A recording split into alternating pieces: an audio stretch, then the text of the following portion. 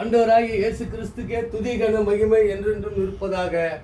நாம் இன்று இந்த வீடியோ அமெரிக்கா ஈரான் போரை குறித்து பரிசுத்த வேதாகமத்தில் என்ன கூறப்பட்டிருக்கிறது என்பது குறித்து தியானிப்போம். இந்த பதிவை பார்த்து கொண்டிருக்கிற அனைத்து மக்களையும் ஆண்டவர் ஆசீர்வதிப்பாராக. இந்த பதிவை பார்த்துவிட்டு நீங்கள் அனைவரும் சப்ஸ்கிரைப் பண்ணுங்க, ஷேர் பண்ணுங்க, லைக் பண்ணுங்க. ஏன்னா நிறைய வீடியோ போட்டிருக்கோம், ஆனால் மக்கள் அது மேலே கவனம் செலுத்துறது இல்லை. அதை கொஞ்சம் கவனித்து பாருங்கள். இன்று நாம் அமெரிக்கா ஈரான் போர் எதனால் நடந்து கொண்டு இருக்கிறது? இன்னும் நடக்கவில்லை, ஆனால் நடக்கும். அது நடக்கிறதுக்காக தான் மிக பிரம்மாண்டமான போர்க்கப்பல் யுஎஸ்எஸ் ஆப்ரஹாம் லிங்கன்.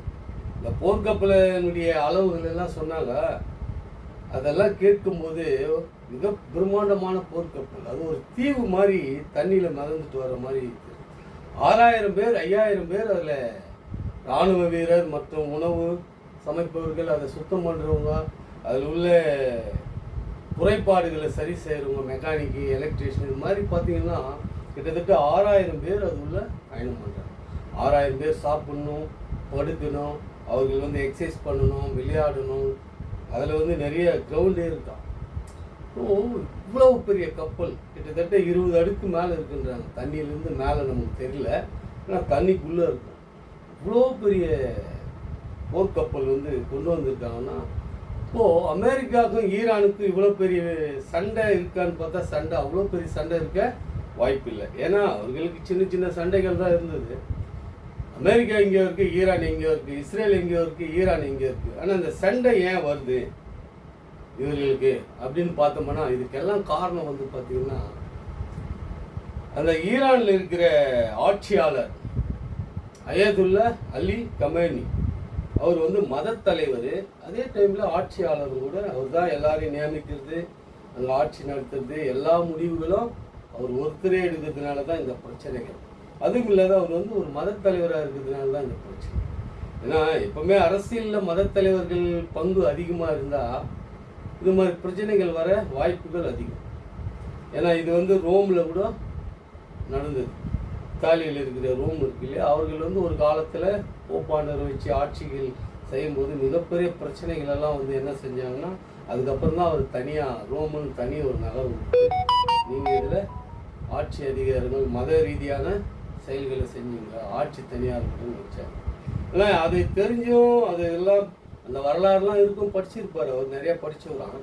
ஆனாலும் தெரிஞ்சும் அவர்கள் மதமும் ஆட்சியும் ஒன்றா சேர்ந்து வச்சு இந்த அரபு உலகத்துக்கே நாம தான் மிகப்பெரிய சுப்பீரியர் மத தலைவராக இருக்கணும், ஆட்சியாளராக இருக்கணும், இந்த அரபு உலகம் நாம சொல்றதான் கேட்கணுன்ற எண்ணங்களும் ஆசைகளும் அயதுல்லா அலி கமேனிக்கும் இருக்கு, துருக்கி அதிபர் எர்டோகனுக்கும் இருக்கு, சவுதி மன்னருக்கும் இருக்குது, சல்மான் அவருக்கும் இருக்கு. இது மாதிரி எல்லாருக்கும் இவங்களுக்கு கொஞ்சம் எண்ணெய் வளத்திலையும் பொருளாதாரத்திலையும் மக்கள் தொகையில் கொஞ்சம் அதிகமாக இருக்கிறதுனால என்ன செய்யணும், இந்த எண்ணங்கள் இவங்களுக்கு வருது. ஏன்னா கத்தார் இவங்களோட நிறைய வசதி இருக்குது, பொருள் இருக்குது, ஆனால் நிலப்பரப்பு கம்மி, மக்கள் தொகை கம்மி, அவருக்கு அந்த எண்ணம் இல்லை.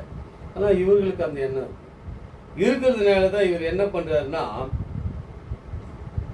இஸ்ரேலில் இருக்கிற பக்கத்தில் இருக்கிற காசாவில் இருக்கிற அந்த மக்களை அமாஸ் தீவிரவாதிகளாக மாற்றி அவர்களுக்கு ஆயுதம், பணம் எல்லாம் கொடுத்து அவர்கள் உழைக்காம குகைகள் தோண்டி குகைகளுக்குள்ள நல்லா சாப்பிட்டு தீவிரவாத செய்யறதுக்கு அவர்களை வளர்த்து விட்டாரு. ஹிஸ்புல்லாவை வளர்த்து விட்டாரு. அவர்களுக்கு அந்த ஆயுத பயிற்சி கொடுத்து, ஆயுதம் கொடுத்து, பணம் கொடுத்து, சாப்பிட்டு என்ன வேலை இருக்கு அவங்க தீவிரவாதம் பண்ணுறதுக்கு என்னவோ அதை தான் சிந்திப்பாங்க. அதே மாதிரி தான் கட்டா ஹிஸ்புல்லா ஈராக்கில் ஒரு குழு இருக்குது, ஆயுத குழு, சிரியாவில் ஆயுத குழு, ஏமனில் ஊத்தி ஆயுத குழு. இவர்கள் எல்லாம் படித்து வேலைக்கு போகலாம், மக்களை நல்வழிப்படுத்தலாம், அந்த குறிக்கோளே அவங்களுக்கு கேள்வி. ஏன்னா நம்ம இதுவரையும் நடக்கிற சம்பவங்களை பார்த்து தான் சொல்கிறாங்க. ஏன்னா எல்லா மக்களும் உலகத்தில் சாப்பாட்டுக்கு, உணவுக்கு, கல்விக்கு, படிப்புக்கு இப்படி போயிருந்தால் அவர்கள் வாழுந்தோறும் அவர்கள் மேலே துணிகளை போட்டு அவர்கள் துப்பாக்கி சின்ன அந்த ஏமனில் இருக்கிறவங்களை காட்டும்போது நமக்கு தெரியும். அவ்வளவு அறியாமையினால யாராவது பணம் கொடுத்த ஏதாவது செஞ்சாக்கா ஆயுதத்தை தூக்கிட்டு எந்த நாட்டு மேலாம் ஆயுதத்தை ஏவி விட வேண்டியது. சரி, இதெல்லாம் ஏன் சொல்றாரு அலி கமேனின்னா, அயதுல்லா அலி கமேனி ஏன் செய்கிறாருன்னா, அரபுலகத்தினுடைய ஒப்பற்ற ஒரே தலைவர் ஆகணும், மத தலைவர் ஆகணும், ஆட்சியாளர். அரபுலகம் பார்த்தா நம்மளை பார்த்து மிகப்பெரிய சுப்பீரியர்னு சொல்லணும். அவருக்கு அவங்க நாட்டிலேயே அவருக்கு என்ன பேர் வச்சிருக்காங்க இல்லையா, உச்சபட்ச தலைவர், உச்ச தலைவர். அது போல அந்த எண்ணம் கொண்டதுனால அந்த மத ஈடுபாடு, அந்த ஆழமான அந்த நம்பிக்கை இருக்கிறதுனால அவர் என்ன பண்றாருன்னா, 10ஆம் நூற்றாண்டுல உமர் ஒரு ஆட்சியாளர். அந்த ஆட்சியாளர் காலகட்டத்தில் இஸ்ரேல் தேசத்துல எருசலேமில் மலையில கட்டப்பட்டு தான் அந்த அல்-அக்ஸா மசீதி, இன்னொரு உமர் கட்டின மசீதி, இத்தனை மசீதிகள் இருக்கு. ஆனா அந்த இடம் வந்து எருசலேம் ஆபிரகாம் காலத்திலே ஆபிரகாமுக்கு வாக்களிக்கப்பட்டது, தேசம் வாக்களிக்கப்பட்டது. தேசத்துக்கு அப்புறம் அந்த சாலமன் ராஜா அவருக்கு அப்பமும் அப்படி கொடுக்கும்போது அந்த திராட்சை ரசத்தை வச்சு அவர் என்ன திராட்சை ரசம் கொடுக்குறாருன்னா அந்த நகரத்தை அவர் கையில் கொடுக்குறாரு. ஏன் சொல்ல வர இதுன்னா, இது மாதிரி ஆண்டவர் வந்து தேசத்தையும் கொடுத்து நகரத்தையும் கொடுத்து, அப்போ யூதேயா, சமாரியா, கலிலேயா, இப்படி நாடுகள் வந்து வேதத்திலும் இருக்குது, இன்னைக்கும் இருக்கு அந்த இடத்துல அந்த தேசத்தினுடைய பெயர்கள். இப்போ ஆண்டவருக்கு விரோதமா இஸ்ரேல் மக்கள் குற்றங்கள் செஞ்சதுனால அவர்களை அடிச்சு உலகம் எங்கும் உங்களை 4 திசைக்கும் துரத்தி விட்டார். இப்ப 4 திசையிலிருந்து அவர்களை கூட்டியும் சேர்த்துருக்கிறார். ஏன் இதை சொல்ல வரும்னு சொன்னா, அவர்களுடைய தேசத்துக்கு ஆதாரம் வேதத்துல 1000 ஆதாரம். அவர்கள் கையில அவர்கள் வேதத்திலே ஆதாரம் இருக்காது. உலக ரீதியாகவும் முதலாவது வந்து இஸ்ரேல் தேசத்துக்கு ராஜாக்கள் வந்து சவுலு, தாவீது ராஜா, சாலமோன் ராஜா, யெகோபியாம்லாம் வயசியா 100கணக்கான ராஜாக்கள் இருக்கிறாங்க. ஆனா பாலஸ்தீனுக்கு யார் ராஜான்னு கேட்டா இதுவரை ஒருத்தராலையும் சொல்ல முடியும், ஒருத்தரும் சொல்ல மாட்டாங்க. இந்த ராஜா ஆண்டாரு பாலஸ்தீனத்தை, இந்த வருஷத்துல ஆண்டாரு, இது நன்மைகள் செஞ்சாரு, இது தீமைகள் செஞ்சாரு, இப்படி இருப்பாரு, இத்தனை போர்கள் செஞ்சாருன்னு ஏதாவது ஒரு ஆதாரம் ஒன்றும் சொல்ல மாட்டாங்க. அவர்கள் வந்து ஆடு மாடை பிடிச்சின்னு இஸ்ரேல் மக்கள் பூமி எங்கும் சிதறடிக்கப்பட்டு போயிட்டு பேர் ஆண்டவரால அவர்கள் அங்கே ஆடு மாடு பேய்க்கிறதுக்கு கொஞ்சம் புல் இருக்கிறதுனால அங்கே வந்து சேர்ந்த மக்கள் அவங்க அப்படியே அங்கேயே தங்கி அங்கேயே வாழ்ந்து அங்கேயே இருக்கிறதுனால எங்க தேசம்ன்றாங்க. சரி, அது பெரிய வரலாறு, அப்புறம் சொல்றேன். இது வேறொரு வீடியோ பதிவில். இன்னைக்கு இஸ்ரேல் அமெரிக்காவுக்கும் ஈரானுக்கும் ஏன் போருன்னா, இது அமெரிக்கா தற்செயலா கொண்டு வந்த போரெல்லாம் இல்லை, ஆண்டவருடைய தீர்மானம். ஏன்னா இஸ்ரேல் மக்கள் அங்க வந்து சிகப்பு கிடாரி பலி செலுத்தணும். அது கிடாரி கொண்டு வந்து 3 வருஷம் கிட்ட ஆகுது. அது 3 வயசுல பலி செலுத்தக்கூடிய இதுதான் வேதத்துல அப்படிதான் இருக்கு. அதனால அந்த பலி செலுத்தத்துக்கு ஆண்டவரால் ஏற்படுத்தப்பட்டது தான் இந்த அல்-அக்ஸா பிளட்னு ஹமாஸ் தீவிரவாதிகள் இஸ்ரேல் மக்களை கொண்டு போய் கொலை செஞ்சாங்க இல்லையா, அதனுடைய அந்த விளைவு தான் இதெல்லாம். இப்ப என்ன நடக்க போகுதுன்னா, ஒவ்வொரு போரும் இதுவரை இஸ்ரேல் ஆரம்பிக்கல, படிச்சு பார்த்தா வரலாறுல பார்த்தா அப்படிதான் தோணுது. ஒவ்வொரு போரும் அவர்களா ஏற்படுத்தி அவர்களா இஸ்ரேல் மக்களுடைய நிலத்தை இஸ்ரேல் மீட்டெடுக்கிற விட்டுருவாங்க. இன்னைக்கு அதுதான் நடக்க போகுது. இனி நடக்க போறது வந்து அகண்ட இஸ்ரேலுக்கு நிலங்கள், அவர்களுடைய தேசங்கள் கிடைக்கும்.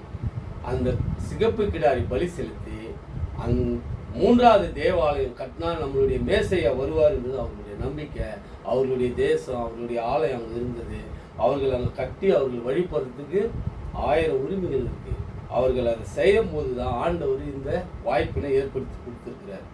இதுக்கு மிகப்பெரிய தடையா எதுன்னா ஈரான் தான். ஏன்னா ஈரான் தான் அந்த அல்-அக்ஸா மசூதியை விடக்கூடாதுன்னு சொல்லிட்டு ஹிஸ்புல்லா, ஹமாஸ், ஊத்தி தீவிரவாதிங்க, ஈராக்ல தீவிரவாதிங்க, சிரியாவில் தீவிரவாதிங்க, இத்தனை தீவிரவாத அமைப்பு வச்சு இஸ்ரேல் மேல தீவிரவாத தாக்குதல் பண்ணிட்டே இருந்தாங்க. ஒரு சின்ன தேசம், குறைந்த மக்கள், இவர்கள் மேல மத அடிப்படை இருக்கு. அந்த வெறியில, அந்த ஆதங்கத்துல அந்த மக்கள் மேல தாக்குதல் பண்ணிட்டே இருக்கிறாங்க.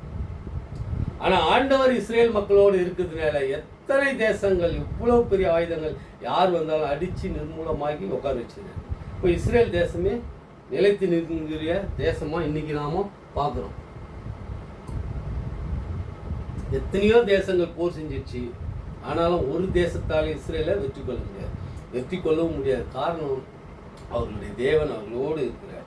அப்படிதான் வேதத்திலே சொல்லுது. என்ன சொல்றாருன்னா, சேனைகளின் கர்த்தர் சொல்லுகிறது என்னவென்றால், இதோ நான் ஏலேமின் வில் என்னும் அவருடைய பிரதான வல்லமை முறித்தி போட்டு அன்னைக்கு வில்லு. இந்த ஆண்டவர் அன்னைக்கு சொன்ன வார்த்தை தான்.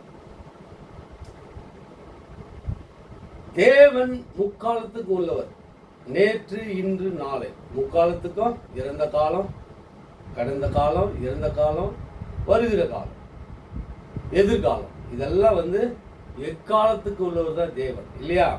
அப்போ அன்னைக்கு சொன்ன அதே வார்த்தை இன்னைக்கு சொல்றாரு. இன்னைக்கு என்ன சொல்றாருன்னா, சேனைகளின் கர்த்தர்னா படை தளபதி இல்லையா? படையினுடைய கர்த்தர், எல்லாத்துக்கும் கர்த்தர். அது என்ன சொல்றாருன்னா, இதோ நான் ஏலாமின் வில் என்னும் அவருடைய பிரதான வல்லமை முறித்து போட்டு. ஏலாம்னா என்னன்னாக்கா, இன்னைக்கு இருக்கிற ஈரானுக்கு முதல்ல ஏலாமுடைய வம்சாவளி, ஏலாம் மக்கள், அதுக்கப்புறம் மொசப்பட்டோமியா, அதுக்கப்புறம் பெர்சியா, இன்னைக்கு ஈரான். இப்போ ஏலாம்ன்றது நோவாவுடைய பேரன், சேமுடைய புள்ள, அவருடைய பேரன், அவருடைய சந்ததி, அந்த வம்சாவளியில் வந்த மக்கள் தான் ஈரான் மக்கள். உலகத்தில் உள்ள எல்லா மக்களும் ஒரு தாயின் வயிற்றிலிருந்து பிரிஞ்சு வந்தவங்க தான். காலப்போக்கில் எல்லாரும் பிரிஞ்சு கருத்துக்கள் மாறி, கலாச்சாரங்கள் மாறி, எண்ணங்கள் மாறி, விரோதிகளாக மாறி போகிறோம். அது நம்ம இன்னைக்கு நம்மளுடைய உடன் பிறந்தவங்களே 3 தலைமுறைக்கு முன்னாடி பார்த்தா யாருன்னு நமக்கே தெரியாது இல்லையா? அது மாதிரி தான் அன்றைக்கு உள்ள அந்த ஏலாம் மக்கள் தான். அன்றைக்கு என்ன சொல்றாரு, சேனைகளின் கர்த்தர் சொல்லுகிறது என்னவென்றால், இதோ நான் ஏலாமின் வில்லின் அவர்கள் பிரதான வல்லமை முறித்து போட்டு. பிரதான வல்லமைன்னா அவர்களுடைய இன்னைக்கு வச்சிருக்கிறாங்க இல்லையா, ballistic missile, cruise missile, hypersonic missile, drones, இது எல்லாத்தையும் முறித்து போடுவேன்ற. எல்லாத்தையும் முறித்து போட்டு அமெரிக்கா மிகப்பெரிய பிரம்மாண்டமான ஒரு போர்க்கப்பல், மிகப்பெரிய வல்லமையானவங்க அவங்க ஈரானை ஒன்றும் இல்லாதாக்கி விட்டுட்டாங்கன்னா, அதுக்கப்புறம் அவர்கள் இஸ்ரேல் மக்கள் அந்த கிடாக்களை பலி செலுத்தி தன்னுடைய மேசையா வருகைக்காக அவங்க அந்த சாம்பல் எல்லாம் தொளிச்சு புனிதப்படுத்தி 3வது தேவாலயம் கட்டுவாங்க. இஸ்ரேல் அகண்டது இஸ்ரேலை உருவாக்குவாங்க. இதற்காக ஆண்டவரால் ஏற்படுத்தப்பட்டது இந்த போர். இஸ்ரேல் மேலே நடந்த அத்தனை போரும் இஸ்ரேல் ஜெயிச்சதுன்னா, ஒரு சின்ன நாடு எப்படி இவ்வளவு தேசங்களை ஜெயிக்குதுன்னு இந்த உலக மக்கள் யோசித்து பார்க்கணும், ஆராய்ச்சி பார்க்கணும். யாருக்குமே இல்லாத வல்லமை எப்படி இவர்களுக்கு இருக்கு, எல்லாத்தையும் எப்படி இவர்கள் கண்டுபிடிக்கிறாங்க அப்படி. இப்போ அப்படி தேடும் போது தான் ஆண்டவர் வேதத்தில் சொன்னது அத்தனை அந்த மக்களுக்கு நடக்குதுன்றதை நாம் புரிந்து கொள்ள முடியும். ஏன்னா இஸ்ரேல் மண்மேடா இருந்தது இஸ்ரேல் மக்கள் அங்கே வரும்போது.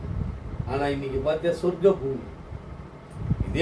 இதுக்கு முன்னாடி நாங்கள் அங்கே இருந்தோன்ற இந்த பாலஸ்தீனில் ஒரு அரசு கட்டமைப்பு இருக்கா, அரசு பில்டிங் கட்டமைச்சிருக்கா, இராணுவம் இருக்கா, வெளியுறவு கொள்கை இருக்குதா, ஒரு கப்பல் போக்குவரத்து, ஒரு விமான போக்குவரத்து, ஒன்றுமே இல்லை. எல்லாமே இஸ்ரேல் தான் சைன் ஆகும்.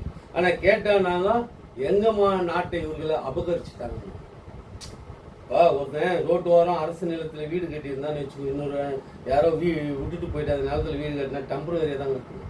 உறுதியான வீடு, பெரிய வீடு கட்ட மாட்டான். அது வசதி இருந்தாலும் இல்லைனாலும். ஆனால் வசதி இருந்தாலும் இல்லைனாலும் அவன் டெம்பரரி வீடு ஏன் கட்டுறான்னா, இவன் எப்பாவது வந்துட்டான்னா போட்ட முதலீடெல்லாம் வேஸ்ட் ஆகிடும் இல்லை, அது நேரம். ஆனால் இஸ்ரேல் மக்கள் தான் சொந்த பூமின்றதுனால இன்னைக்கு வானுயிர கட்டிடமும் மிகப்பெரிய ஒரு கட்டமைப்பு உருவாக்கி உலகத்துக்கு எடுத்துக்காட்டாங்க. காரணம் ஆண்டவருடைய பிள்ளைகள். இப்போ இதில் நமக்கு ஆலயம் கட்டினா கட்டினா போர் நடந்தான்னா போர் நடக்கலன்னா அப்படின்னு நம்ம இருக்கலாம். நமக்கு ஒன்றும் இல்லை. என்னன்னா போர் நடந்த மக்கள் இருந்தால் வருத்தப்படுவோம், அவ்வளோதான். ஆனால் நமக்கு இதில் என்ன ஆலயம் கட்டுறதுனால கிறிஸ்துவ மக்களுக்கு என்னன்னா, நமக்கு அது ஒரு அடையாளம். நாமும் ஆண்டவருடைய வருகைக்கு நிறைய அடையாளங்கள் உண்டு. அதில் இது ஒரு அடையாளம். ஆண்டவர் வராரு, நாம எச்சரிக்கையாக கவனத்தோடு ஆண்டவருடைய கட்டளை கீழ்ப்படிஞ்சு ஒழுக்கத்தோடு இருக்கும். ஏன்னா நாமெல்லாம் போர் பண்ண போகிறதில்லை, கொலை பண்ண போகிறதில்லை, இங்கே அங்கே ஓட போகிறதில்லை, யாருடைய இதுவும் அபகரிக்க போகிறதில்லை. ஏன்னா ஒரு கன்னத்தில் இருந்தால் மறு கன்னத்தை காட்டுன்றது ஆண்டவராக இயேசு கிறிஸ்துடைய பிரதான சித்தாந்தம். மன்னிப்புன்ற வார்த்தை அவருடைய மரணத்தில் இருந்தால் வருது. பிதாவே இவர்கள் என்ன செய்கிறார்கள் அறியாத செயல் இவர்கள் மன்னியும். இப்போதான் உலகத்தில் மன்னிப்புன்றதுக்கே அர்த்தம் தெரியும் மற்றவங்களுக்கு இல்லையா? அதுபோல் உன்னிடத்தில் 2 அங்கி இருந்தால் ஒரு அங்கி கொடுன்றதுனால தான் இன்றைக்கி கிறிஸ்துவ மக்கள் உலகம் ஃபுல்லாக எல்லாருக்கும் அநாதாசிரமம், கல்விக்கூடங்கள், ஹாஸ்டலு, எல்லா உதவிகளும் செய்கிறாங்க. ஆனால் இதை உலகத்தில் உள்ள மற்ற நாட்டு மக்கள், நம்ம நாட்டில் கூட கிறிஸ்துவ மக்களை துன்புறுத்துறாங்க. அவர்களுக்கு ஆண்டவராக இயேசு கிறிஸ்து தெரில, ரொம்ப நாளைக்கு துன்புறுத்த முடியாது கிறிஸ்துவ மக்களை. அப்புறம் அவர் இறங்கிடுவார். அதனால் நாமும் இந்த ஆலயம் கட்டுதினால் நமக்கு நன்மை தீமை ஒன்றும் இல்லை, ஒரு அடையாளம். நாம் ஆண்டவர் வருகிறார் என்பதை நாம் உறுதியாக நம்புகிறதுனால, அதை வேதம் சொல்லுகிறதுனால நாமும் எச்சரிக்கையாக இருந்து ஆண்டவர் வழியில் போகும்படியாக நல்ல ஆண்டவர் சொன்ன கட்டளைகள் எல்லாவற்றுக்கும் அன்பு, தயவு, கருணை, இரக்கம் இது எல்லாத்தையும் மக்களுக்கு உதவி இதெல்லாம் செஞ்சு நாம் வாழும்போது ஆண்டவருடைய வருகையில் நாம் போவோம் என்று கூறிக்கொண்டு இத்துடன் இந்த பதிவை முடித்துக் கொள்கிறேன். ஆண்டவராகிய இயேசு கிறிஸ்துவுக்கு துதி கன மகிமை என்றென்றும் இருப்பதாக. ஆமென்.